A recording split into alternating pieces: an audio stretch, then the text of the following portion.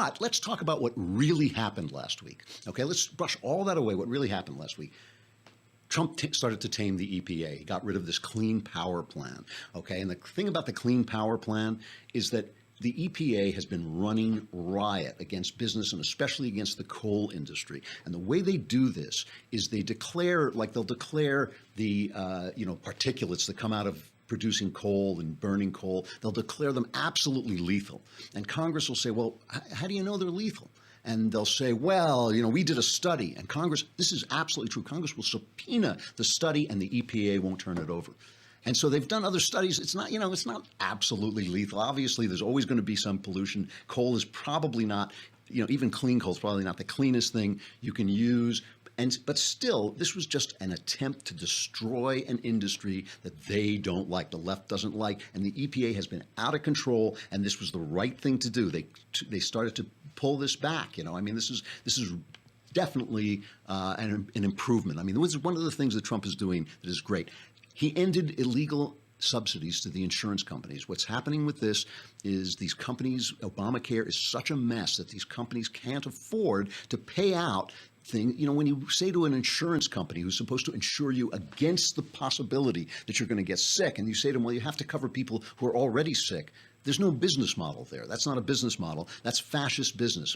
Communists take over businesses. Fascists just tell the business what to do and then blame the business when things go wrong. That literally is a definition, one of the definitions of fascism. That's what they do. So these subsidies that they were paying out to insurance companies were completely illegal. The Constitution says you have to legislate. How would it be if Trump just said, I'm going to build the wall? And never mind, I don't care what Congress says. I'm just going to build the wall. These were completely illegal. So he ends them, and now the insurance companies are in trouble and they're scrambling. So here, this is just to give an example of how the left reacts. This is Democratic Senator Chris Murphy from Connecticut. What does this mean for everything? And then I'll tell you what it really means. This is the equivalent of healthcare arson. He is literally setting the entire healthcare system on fire just because the president is upset that the United States Congress won't pass a repeal bill that is supported by 17% of the American public. These subsidies going to the insurance companies help very low-income people afford insurance. And without the subsidies, there will be many people who won't be able to provide insurance and afford it.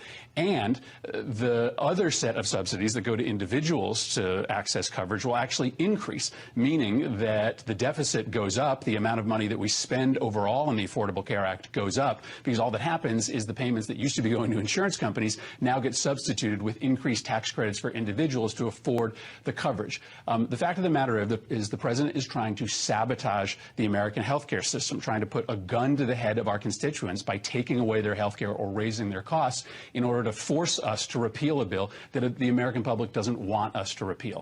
So it's a gun to your head, it's arson, he's setting things on fire, he's blowing things up. What happens now? What happens now is the Senate will now have to figure out what to do because they were doing this illegally. You didn't hear the word Constitution once there. You didn't hear the word legal once there. All Trump did was end something that was being done illegally, and now the Senate will have to figure out what they're going to do about this. And that means that they're trying to put together packages to basically repeal and replace Obamacare. Trump has forced the Congress. Now, what does the president mean by going to Congress to pass laws? What the hell is going on in this country? This man is an autocrat. He is a tyrant.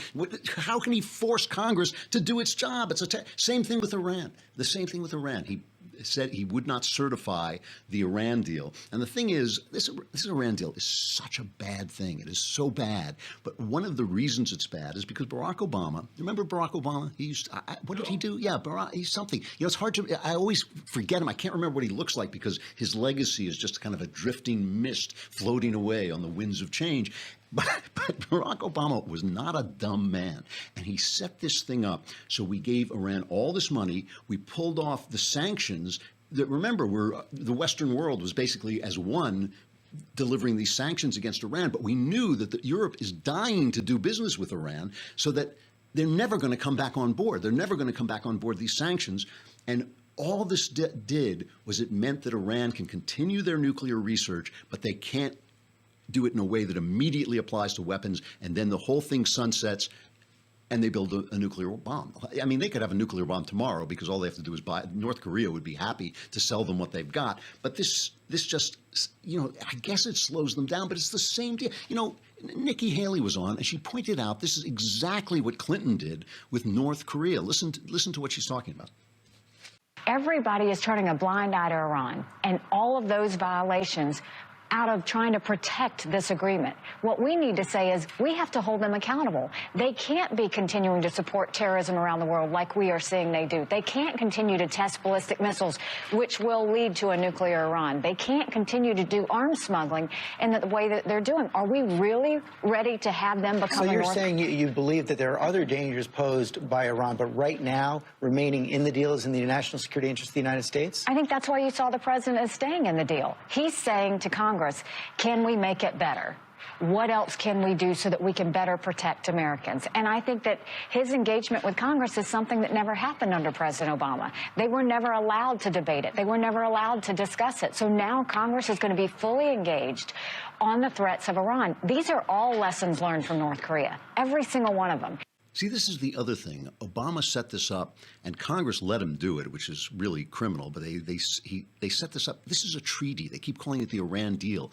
It's a treaty, and it should have been voted on by Congress, and it wasn't. All this unconstitutional stuff. This is what really bugged me. But once again, he's pushing this back to Congress, and all the gray heads are on the Sunday shows, and they're all saying, Congress isn't going to do anything for 6 months. Then we're going to be right back where we started, and all this. I mean, once again, Trump is asking Congress to do its job, to justify and examine this treaty. And there's nothing good going to come out of this treaty except maybe a delay, maybe a slight delay in their acquisition of nuclear weapons. Whereas, and I agree, Iran is not going to negotiate. It's not going. But why should we have the treaty at all? I don't understand. Why should we have the treaty at all? What Trump is basically saying is he's readjusting our foreign policy to preventing Iran from having a nuclear war. So when Bob Corker says he's going to push us to World War III, all these sophisticated gray heads have been sitting here for 20 years while North Korea has slowly gone building its bomb, and now they're sitting here where Iran slowly goes ahead building its bomb. And as long as it's not happening today, somehow everything's okay. And when Trump says, you know what, we really better stop this, it's, oh my God, it's World War III. I don't buy it. I just want to close. The one thing I want to close out is just from a left-winger, Howard Feynman at the Huffington Post, this thing I was saying about Trump's week. It's starting to bleed through. I saw it on Ricochet, where they're not all that friendly to Trump. It's a very middle-of-the-road right-wing site. And I saw somebody, what was the headline? Trump is doing a great job. Discuss. I talked about Molly Hemingway at The Federalist. But this is at the Huffington Post, and Howard Feynman writes a piece called "The Method to the Moron's Madness." The conventional wisdom about President Donald Trump is clear enough. He's an infantile, ignorant moron surrounded.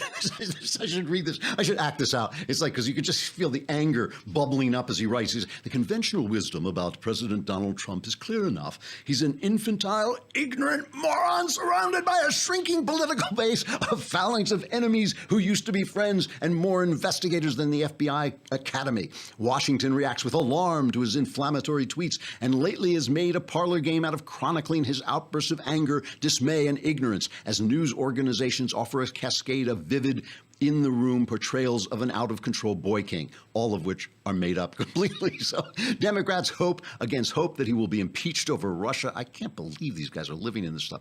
His approval rating is lower at this point than any other modern president. But, he says, by the end of this week, it was clearer than ever that if Trump is a moron, he is a moron on a mission, and with more method to his madness than his enemies understand or want to consider. The tweets are a useful distraction, a kind of air cover for his carpet bombing of federal policy and programs. In quick succession, the president and his small but focused dead-end gang have used administrative diktats to wreak havoc on clean air rules, immigration procedures, Obamacare, and the Iran deal. Each of these moves, whether designed to serve the interests of big business, Tea Party, xenophobes, or the new Sunni-Nikon alliance, is unpopular. Trump doesn't seem to mind. He knows what he wants. They're just beginning to catch on, And, I have to, let me end with this. Lindsey Graham was on TV. Steve Bannon is doing this thing where he is swearing he's going to take on the mainstream GOP with outlying Tea Party candidates. And of course, the press loves this idea of civil war in the GOP. There's a big civil war going on in the Democrat Party, too, but they're not covering that as much. They're covering this. And it is kind of strange because the Republicans won, so usually the party that wins doesn't tear itself apart quite as much. But Lindsey Graham hit the whole thing right on the button. You know, everybody's been, especially conservatives, have been attacking Mitch McConnell. And I should say that Mitch McConnell stopped the practice that was slowing down. I won't go into the whole thing, but he stopped an arcane practice that was slowing down Trump's so far excellent judge nominations. So McConnell gets some points for that last week as well. And here's Lindsey Graham explaining exactly how powerful Steve Bannon is or is not going to be.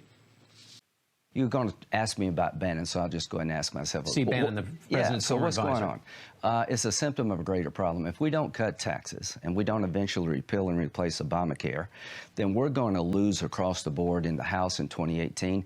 And all of my colleagues running in primaries in 2018 will probably get beat. It will be the end of Mitch McConnell as we know it.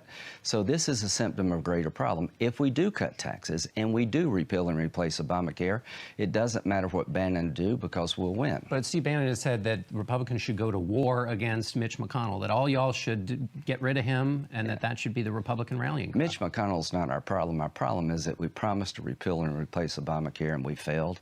We promised to cut taxes, and we've yet to do it. If we're successful, Mitch McConnell's fine. If we're not, we're all in trouble. We lose our majority, and I think President Trump will not get reelected. Is Steve Bannon a big problem or a little problem in trying to get anything done? He's saying everything you're doing is going against the cause. He's a symptom of a problem. Bannon can't beat us if we're successful. If we're not successful, it doesn't matter who tries to beat us, they'll be successful. Let's leave it at that. Trump is doing what he can without Congress, but he does have Congress. Congress is Republican, and they have not done their jobs yet. We'll see if they can get it done.